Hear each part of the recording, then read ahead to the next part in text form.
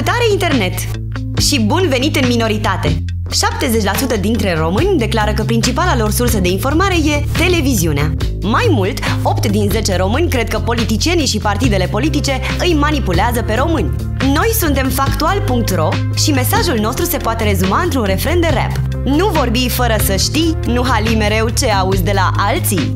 Imaginează-ți că tocmai ți-ai inundat vecinii și ai chemat instalatorul. Nu o să te apuci să-i explici ce să facă, ci ai încredere că va repara țeava pentru că a mai reparat sute de țevi la viața lui. Acum, gândește-te că l-auzi pe ministrul economiei zicând la TV că vom avea super creștere economică și anul acesta. Preiei știrea și o comentezi cu prietenii tăi. Niciunul din voi nu e economist, dar pe toți vă afectează dacă e sau nu creștere economică. Jurnaliștii explică la TV că, dacă e creștere economică, va crește și calitatea vieții și totul va fi roz. Îi crezi că lucrurile vor merge bine și decizi să-ți faci un credit. Peste 3 ani, constați că ai fost înșelat. Creșterea economică a fost mai degrabă stagnare, iar creditul pe care l-ai luat ți-a adus belele financiare. Morala?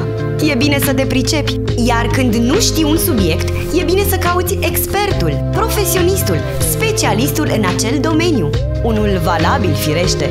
Găsești destui în comunitatea de experți a factual.ro. Sunt oameni tobă de carte, foarte specializați pe un domeniu anume, de la sănătate, la economie sau administrație publică. Ei verifică afirmațiile din spațiul public și dau verdicte de tipul parțial adevărat sau de-a dreptul fals. O fac după o metodă complexă care implică dublă și triplă verificare.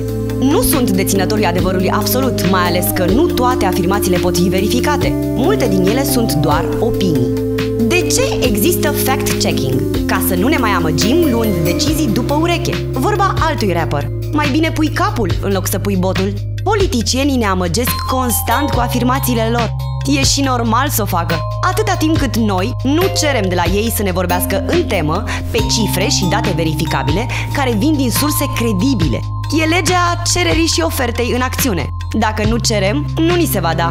Una e să zici că vei face, ca primar al Bucureștiului, metrou în cartierul Rahova, alta e să știi că metroul aparține de fapt de Ministerul Transporturilor, care n-are treabă cu primăria.